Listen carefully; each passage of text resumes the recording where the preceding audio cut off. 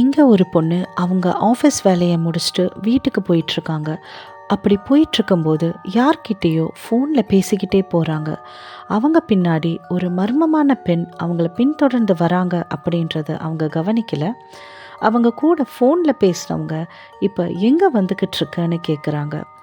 அதுக்கு அந்த பொண்ணு சப்வே தாண்டி ரிச்சி ஸ்ட்ரீட்டில் ரோட் கிராஸ் பண்ண போகிறேன்னு சொல்கிறாங்க.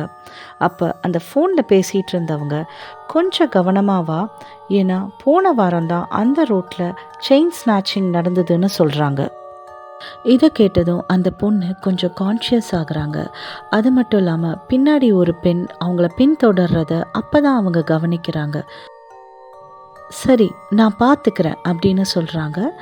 அப்போ அவங்க கிட்ட நெருங்கின அந்த மர்மமான பெண் போலாமா அப்படின்னு கேட்குறாங்க.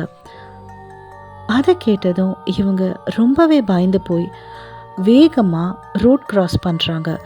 அப்போ கூட தொடர்ந்து ஃபோனில் பேசிக்கிட்டே தான் ரோட் கிராஸ் பண்ணுறாங்க. அப்போ யாரோ பயங்கரமாக அலற சத்தம் கேட்குது. அதை கேட்டு ரொம்பவே பயந்து போய் உங்களுக்கு ஒன்றும் ஆகலையே அப்படின்னு சொல்லி கேட்குறாங்க. அப்போவும் அந்த பொண் போகலாமா அப்படின்னு சொல்லி கேட்குறாங்க. அப்போ தான் அவங்க ரியலைஸ் பண்ணுறாங்க, பஸ் ஆக்சிடெண்ட்டில் செத்து போனது அந்த மர்மமான பெண் இல்லை, இவங்க தான் அப்படின்னு. ரோட் கிராஸ் பண்ணும்போது ஃபோனில் பேசிக்கிட்டே போகிறவரா நீங்கள்? அப்போ போகலாமா அப்படின்ற சத்தம் உங்களுக்கும் கேட்கலாம். So stop talking.